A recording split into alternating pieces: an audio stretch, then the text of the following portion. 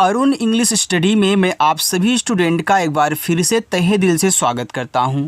देखो, जिस भी स्टूडेंट की इंग्लिश बहुत वीक है यानी कि कमज़ोर है और वो बिल्कुल जीरो से यानी कि शुरू से इंग्लिश को पढ़ना, लिखना और बोलना सीखना चाहते हैं, इंग्लिश की किसी स्टोरी को अच्छे से बिना गलती किए उनका उच्चारण करना सीखना चाहते हैं, अर्थ निकालना सीखना चाहते हैं, तो मैं आज आपको वो तरीका सिखाऊंगा जिनको सीख करके आप बहुत आसानी से, चाहे कोई आपका सेंटेंस हो या फिर कोई स्टोरी हो, आप अच्छे से पढ़ करके उनका अर्थ भी निकाल सकते हैं। तो देखो, जब आप इंग्लिश की बुक को पढ़ते हो तो कोई ना कोई स्टूडेंट ऐसा होता है जो अच्छे से उनको नहीं पढ़ पाता, अच्छे से इंग्लिश में उनको उच्चारण नहीं कर पाता। तो मैं आपको शुद्ध कैसे उच्चारण करना है वो भी तरीका सिखाऊंगा, साथ ही साथ इनका आपको अर्थ भी बताऊंगा। ठीक है, चलिए देखिए, यहाँ पे देखो लिखा हुआ आपका पहला वर्ड आई। तो ये देखो आई है तो इसको आई ही पढ़ते हैं, तो यहाँ पे आप इसको आई लिखिए और आई का आपका अर्थ होता है मैं। तो आई माने क्या होता है? मैं होता है। साथ ही साथ आप इनको नोट डाउन भी किया करें, ताकि देखो अगर अच्छे से इनको याद कर लोगे ना तो आपको मैसेज, चाहे आपको मैसेज किसी के साथ कहना हो, बातें कहनी हो, या फिर इंग्लिश की बुक को पढ़कर अर्थ निकालना हो, या कोई स्टोरी पढ़नी हो, आप बहुत आसानी से पढ़कर उनका अर्थ निकाल सकते हैं। यहाँ पे देखो लिखा है WE। देखो, जब किसी एक वर्ड के बाद आपको ई दिया हो तो ई का जो उच्चारण होता है वह बड़ी ई की मात्रा के रूप में होता है। तो यहाँ पे देखो आपको W से बनाना है वाह, और इस ई से लगानी है बड़ी ई की मात्रा, तो WE को पढ़ते हैं V, और V का मतलब होता है हम। V का मतलब क्या होता है स्टूडेंट? आपका हम होता है। आगे ए और यम दिया है, तो इसको यम नहीं पढ़ते, इसको एम पढ़ते हैं, यानी कि इस तरीके से आपको पूरा स्वर आई लिखना है और यम से माँ कहना है, तो यहाँ पे इसको एम पढ़ना है। और एम का मतलब होता है हूँ, एम का मतलब हूँ होता है, एम मत पढ़िएगा। आगे है 80, तो इसको पढ़ते हैं 8, नहीं तो कोई 8 पढ़ देते हैं, इसको 8 पढ़ा है, जैसे आपने यहाँ पे पढ़ा है। तो आप यहाँ पे आई लिखिए और टी से टा बनाइए, ए आपका यहाँ पे 8 हो गया। और 8 का मतलब होता है आपका पर, या फिर कहीं में लिखा है तो आप में के भी स्थान पे 8 का यूज कर सकते हैं। ठीक है, चलिए आगे है आई और टी, तो इसको पढ़ते हैं ईट। ईट मत पढ़िएगा, ईट पढ़िएगा। देखो आई क्या करता है? ई बनाता है, और टी आपका टा बनाता है, तो ये देखो आपका आई टी इट हो गया। और इट का मतलब होता है यह, या फिर आप कहीं वह के लिए भी इट का यूज कर सकते हैं, यानी कि इट का मतलब यह और वह दोनों होता है। ठीक है, चलिए आगे है यम ई। अब देखो, इसे अभी W के बाद ई दिया था, तो आपने W से वाह करके ई से बड़ी की मात्रा अप्लाई किया था। अब यहाँ भी तो ई है, तो क्या करोगे? यम से माँ करेंगे और ई से बड़ी ई की मात्रा करेंगे, तो यम ई से हो जाएगा आपका मी। और मी का मतलब होता है मुझे। देखो, इस चैनल पर आपको इंग्लिश को कैसे अच्छे से शुद्ध बिना गलती हुए कैसे पढ़ते हैं बिना गलती किए, वो तरीका सिखाया जाता है। ठीक है, तो आया करो, प्रैक्टिस किया करो। लिखा है ओ और यन, इसको पढ़ते हैं ऑन, इस तरीके से ओ और यन से आपका ना ऑन। और ऑन का मतलब होता है पर, ऑन का मतलब क्या होता है? आपका पर होता है। आगे है ए और यन दिया, तो इसको क्या पढ़ोगे? एन नहीं आयन पढ़ना है। इसे आपने देखो ए और यम को एम, ए टी को एट, वैसे ए और एन को आयन पढ़ना है, यानी कि आपको आई लिखना है और यन से ना कहना है। तो इस तरीके से आप बहुत सारे वर्ड्स को बना सकते हैं। यहाँ पे एन का मतलब देखो होता है एक। यूपी, तो यूपी को पढ़ते हैं अप, यानी कि इस यू का उच्चारण आ के रूप में और पी का पा के रूप में, तो ए आपका अप हो जाएगा।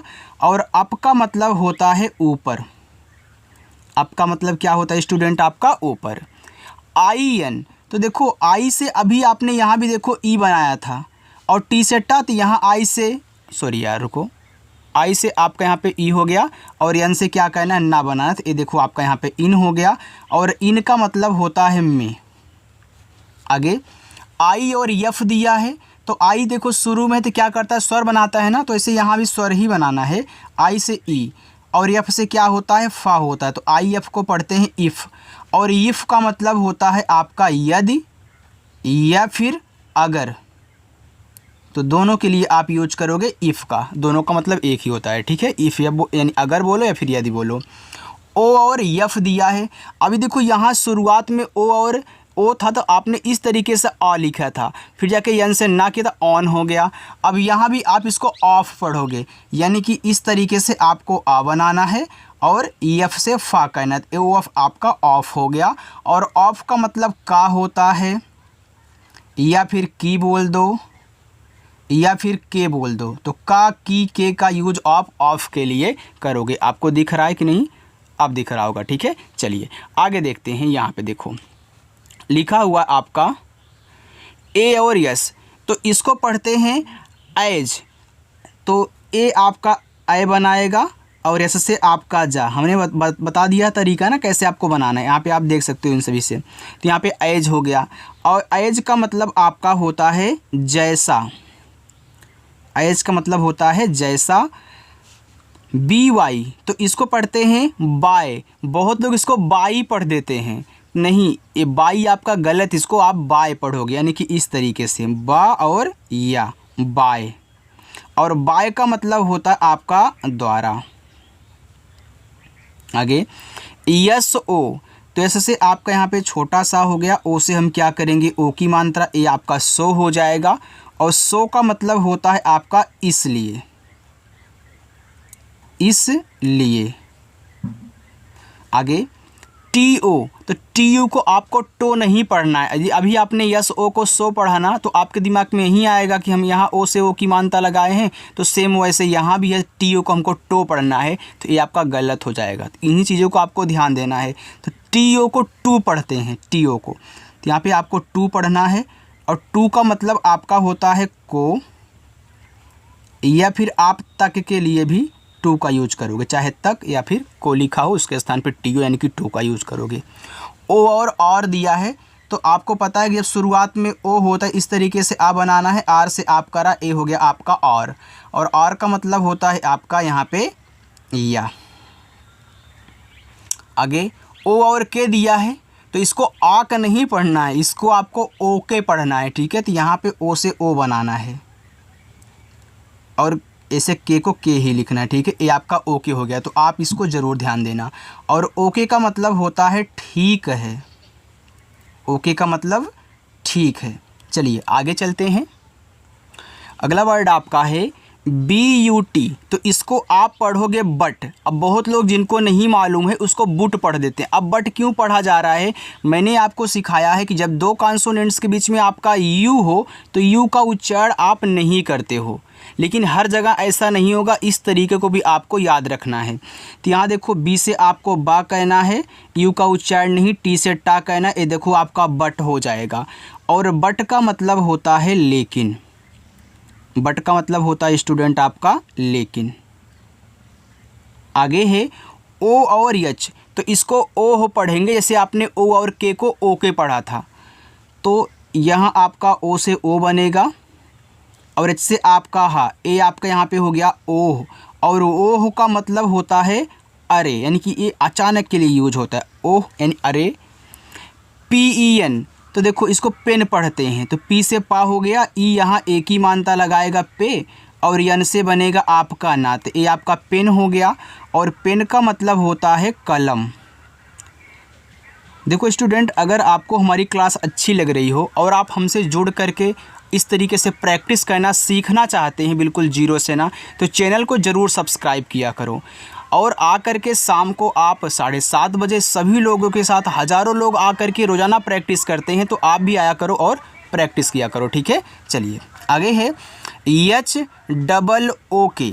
अब देखो इंग्लिश में जब आपको डबल ओ दिया जाता है, तो डबल ओ से यहाँ छोटा ऊ का भी मात्रा लगता है और बड़ा ऊ का भी मात्रा लगता है। तो यहाँ लेकिन एच डबल ओ को आप हुक पढ़ते हैं, तो यहाँ छोटा लगेगा। तो जैसे आपका हा हो गया, डबल ओ से छोटा ऊ का मात्रा हु, और के से आपका का, ये देखो हुक हो गया। और हुक का मतलब होता है कांटा, हुक का मतलब क्या होता है आपका यहाँ पे कांटा होता है। आगे यस आई टी, देखो यहाँ पे यन गलती से टाइप हो गया है, स्पेस देते टाइम टाइप हुआ था, तो इसको आप कुछ नहीं पढ़ोगे, एक कट कर दिया हमने। तो ऐसे से छोटा सा आई से छोटी की मात्रा सी, और टी से आपका टा, ए हो गया सिट। और सिट का मतलब होता है बैठना, सिट का मतलब क्या होता है, बैठना होता है। आगे एच ए एन डी, तो इसको पढ़ते हैं हैंड। तो देखो एच से आपका हा होगा, यहाँ ए का जो उच्चारण है वो ऐ की मात्रा के रूप में है। और यन से यहाँ पे आप बिंदी कर दीजिए, क्योंकि यन के बाद तुरंत डी दिया तो इसको ऐसे बिंदी के रूप में दिखा दो। और डी से आपको यहाँ दा नहीं बनाना है, डी को आपको यहाँ पे डा के रूप में यूज करना है, ये आपका हैंड हो जाएगा। नोट कर लीजिएगा, इस इंग्लिश में आपको डी से दा नहीं बनाना होता, इसको बनाओगे, ठीक है। और हैंड का मतलब होता है आपका हाथ, हैंड का मतलब हाथ। आगे है ESTAND। अब देखो एस और टी आपस में सटे हैं, तो एस से आपका बनेगा आधा सा। हमने बताया ना हिंदी से, जब मैं आपको इंग्लिश में नाम लिखना पढ़ना सिखा रहा था तब आपको मैंने बताया था, जब दो शब्द बनाने वाले आपस में सटे हों तो पहला वाला आधा। तो यहाँ पे एस से आधा सा और टी से टा। अभी आपने AND को क्या पढ़ा था, यहाँ पे देखो एंड के रूप में यूज किया था। तो आप एक ट्रिक बना लो, इसको हम पढ़ेंगे एंड इस तरीके से, ठीक है, एंड के रूप में पढ़ेंगे। अब ए आपका ए होता है ना, तो AND जब आपका एंड है तो यहाँ भी तो AND है, तो ये जो आपका ए होता है इस पर ए की मात्रा अप्लाई करेगा, बिंदी आपका यहीं पे लगेगा और डी से आपका यहाँ पे डा हो गया, ए हो गया स्टैंड। और स्टैंड का मतलब होता है खड़ा होना, खड़ा होना। बिल्कुल मैं आपको ट्रिक के साथ सिखाऊंगा जिस तरीके से आपको बिल्कुल सरलता के रूप में आ जाए। आगे WASH, तो W से बनता है आपका वा, ए से आ का मात्रा, यस और एच से आपका बनता है बड़ा सा, ये देखो लिखा हुआ आपका यहाँ पे वास। और वास का मतलब आपका होता है यहाँ पे धोना, वास का मतलब होता है धोना। आगे FEEL, तो इसको पढ़ते हैं फील। तो एफ से आपका फा हो गया, डबल ई से बड़ी की मात्रा फी, और यल से आपका ला, ए हो गया फील। तो यहाँ भी आपकी डबल ई से बड़ी की मात्रा बनती है और एक से बड़ी की मात्रा बनती है, आगे समझाऊंगा। फील का मतलब होता है महसूस, महसूस करना, ठीक है, महसूस करना। CO, देखो अगर आप करना लिखना चाहें तो लिख सकते हैं, लेकिन अब फील का मतलब महसूस होता है, तो मैंने महसूस करना बोल दिया, ठीक है। तो अगर आप करना भी लिख लोगे तो कोई दिक्कत नहीं है, महसूस चाहे पढ़ो चाहे महसूस करना पढ़ो। COME, देखो जब ओ के बाद एक लेटर छोड़ करके ई आए तो इसका भी उच्चारण नहीं और इसका भी उच्चारण आपका यहाँ पे नहीं होगा। तो सी से आपको का कहना है और फिर यम से केवल माँ कहना, ये आपका COME कम होता है। और कम का मतलब होता है आना। HUG, इसको पढ़ते हैं हग। जैसे अभी आपने BUT को बट पढ़ा था, बीच में यू था तो इसका उच्चारण आपने नहीं किया, तो यहाँ भी सर नहीं कहना है। तो एच से आप हा बना लो और जी से गा कर लो, ये आपका हग हो गया। और हग का मतलब होता है गले लगाना, गले लगाना। आगे CLEAN, इसको पढ़ते हैं क्लीन। अब देखो सी के बाद आपका यल दिया है तो सी क्या होगा, आधा होगा, तो यहाँ पे सी से आधा का। और यल से ला, यहाँ पे ई और ए है, तो क्या करेगा, बड़ी ई की मात्रा। ई और ए बड़ी ई की मात्रा लगाते हैं और डबल ई भी बड़ी की मात्रा लगाता है। और यन से आपका ना हो गया, ये देखो हो गया आपका क्लीन। और क्लीन का मतलब होता है साफ। चलो WORK, इसको पढ़ते हैं वर्क, इस तरीके से वर्क।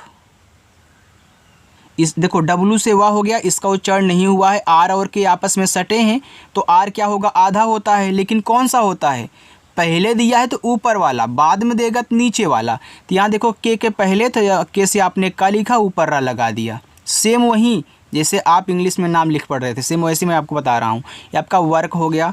और वर्क का मतलब होता है काम। BAD, देखो जब दो कॉन्सोनेंट्स के बीच में आपका ए हो तो ए का उच्चारण होता है ऐ की मात्रा के रूप में, ठीक है। तो यहाँ बी से आप बा करोगे, ए का उच्चारण ऐ की मात्रा के बै, और डी से बनाना है डा, ए आपका बैड हो गया। बैड का मतलब होता है खराब, या फिर बोल दो आप यहाँ पे बुरा, दोनों का मतलब एक ही है। SAD, अब देखो यहाँ भी आपका ए है तो आपको क्या कहना है, यहाँ भी ऐ की मात्रा, तो ऐसे छोटा सा ए का उच्चारण ऐ की मात्रा के रूप में। डी से आपको यहाँ पे डा कहना, ये देखो आपका सैड हो गया। और सैड का मतलब होता है दुखी, सैड का मतलब क्या होता है, दुखी। ONCE, इसको पढ़ते हैं वंश, ठीक है, इसको वंश पढ़ते हैं इस तरीके से, वंश। और वंस का मतलब होता है एक बार, एक बार। ये ज़्यादातर कहानियों में यूज होता है ना, आप बोलते हैं वंस अपॉन अ टाइम, यानी कि एक समय की बात है। DAY, देखो जब किसी के बाद आपको ए और वाई साथ में दें तो ए और वाई का उच्चारण होता है एक ही मात्रा के रूप में। तो यहाँ देखो डी से डा हो गया, ए वाई है तो एक ही मात्रा, तो DAY को पढ़ते हैं डे, और डे का मतलब होता है आपका दिन। GOD, अरे यार हाँ सही है, GOD को पढ़ते हैं आप यहाँ पे गार्ड पढ़ोगे इस तरीके से, गार्ड, गार्ड। गॉड मत पढ़ देना, गॉड पढ़ना। और गॉड का मतलब आपका होता है भगवान बोल दो, ईश्वर बोल दो, दोनों एक ही हैं, ठीक है। तो गॉड का मतलब क्या होता है, भगवान। चलो आगे चलते हैं। आपको अगर अच्छा लग रहा हो तो लाइक करने में कसर मत छोड़िएगा यार। चलो देखो यहाँ पे आपका लिखा हुआ है YET, तो इसको आप पढ़ते हैं 8 इस तरीके से, 8। और आपका 8 का मतलब होता है अभी तक, अभी तक। 8 का मतलब होता है अभी तक। आगे लिखा है FOR, तो इसको पढ़ते हैं फॉर, इस तरीके से फॉर। और फॉर का मतलब होता है के लिए, फॉर का मतलब के लिए। आगे TILL, अब देखो टी से आपका टा बना, आई से छोटी की मात्रा टी, और डबल एल से केवल आपको एक ही बार ला बनाना है। हमने सिखाया है कि जब कोई वर्ड डबल बार आपका आया करे तो उसको एक बार आप उच्चारण किया करें। ये देखो हो गया टिल, और टिल का मतलब होता है तक। आगे है UNTIL, इसको पढ़ते हैं अनटिल, तो यहाँ पे अन, यू से आपका आ, यन से ना, ए हो गया अन, और टी से आपका यहाँ पे टा, आई से छोटी की मात्रा टी, और यल से आपको यहाँ पे ला कहना है, तो ए आपका यहाँ पे हो जाएगा अनटिल। और अनटिल का मतलब होता है जब तक, अनटिल का मतलब होता है जब तक। आगे WHEN, इसको पढ़ते हैं वेन। देखो W और H आपस में सटे हैं, तो W से बनेगा आपका आधा वा, H से हा, ई से एक ही मात्रा, यन से आपका ना, ए हो गया वेन। वेन का मतलब होता है कब या जब, कब या फिर जब। THEN, इसको पढ़ते हैं देन। देखो यहाँ टीच से बनता है आपका दा, और ई से एक ही मात्रा, यन से आपका ना, ए आपका लिखा हुआ है देन। देन का मतलब होता है तब।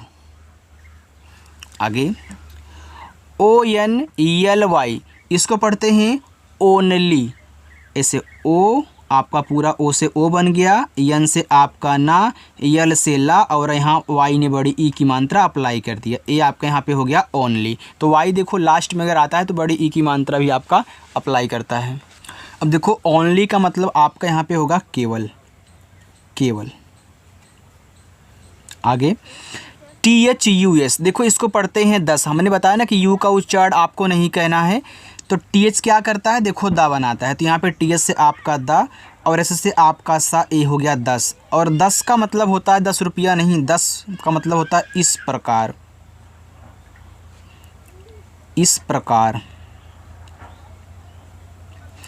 AS, इसको क्या पढ़ेंगे, एज पढ़ेंगे। देखो ए आपका 2 बार हो गया ना, तो एज, एज का मतलब होता है जैसा। AFTER, तो इसको पढ़ते हैं आफ्टर, आफ्टर, ठीक है। और आफ्टर का मतलब होता है बाद में, आफ्टर का मतलब बाद में। जैसे बिफोर होता है तो बिफोर का मतलब पहले होता है। अगर आप पहले जानना चाहते हो पहले किसका मतलब होता है, ये तो बाद में है, तो बिफोर का मतलब होता है पहले। यहाँ पे हमने देखो टाइप तो नहीं किया है, लेकिन अगली क्लास में टाइप जरूर करूँगा। SHOP, इसको पढ़ते हैं सोप, तो SH देखो आपका बड़ा सा बनाएगा, ओ से ओ की मात्रा सो, और पी से आपका पास शॉप हो गया, और शॉप का मतलब होता है दुकान। ROAD, तो इसको पढ़ते हैं रोड, तो ROAD को पढ़ोगे आप यहाँ पे रोड, और रोड का मतलब होता है यहाँ पे सड़क। आगे देखो,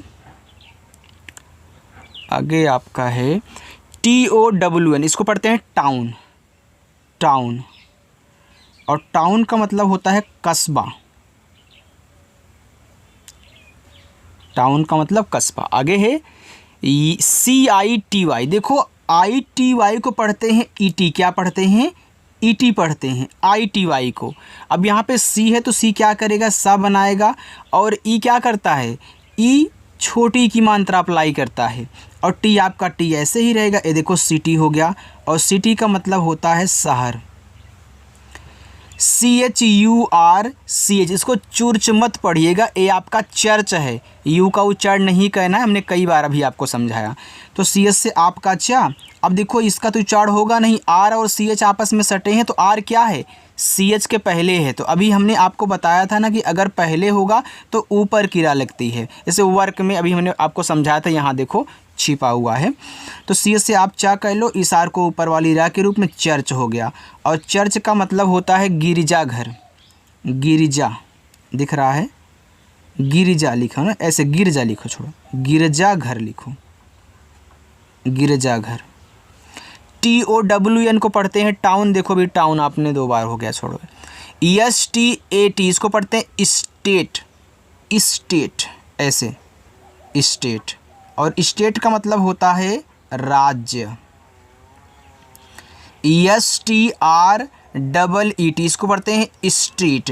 देखो यस और TR आपस में सटे हैं ना, तो यहाँ पे क्या करोगे, देखो पहले यस से बनेगा आधा सा, और T और R आपस में सटे हैं, तो यहाँ देखो R पहले था तो R ऊपर लगा, लेकिन यहाँ T के जस्ट बाद R है तो R क्या लगेगा, नीचे।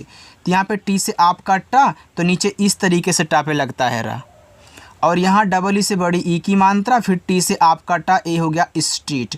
स्ट्रीट का मतलब होता है आपका, यहाँ पे मैं लिख दे रहा हूँ गली, ठीक है, या फिर आप ऐसे सड़क भी बोल दीजिए। जैसे स्ट्रीट लाइट होती है ना, कि वह स्ट्रीट लाइट में पढ़ रहा था, किसी कहीं कहीं कहानी आप लिखा हुआ देखे होंगे, यानी कि चाहे वो गली की लाइट हो या फिर रोड की लाइट हो, ठीक है, वहीं सड़क की लाइट हो, तो स्ट्रीट का मतलब आपका गली या फिर सड़क बोल सकते हो। अगर आपको मेरी क्लास अच्छी लगी हो, वीडियो पसंद आई हो, तो एक बार कस करके लाइक कर दो, और जो लोग चैनल को नहीं सब्सक्राइब किए हैं, सब्सक्राइब तुरंत कर लें, और आकर के 7:30 बजे प्रैक्टिस करना है सभी के साथ, ठीक है। चलिए बाय।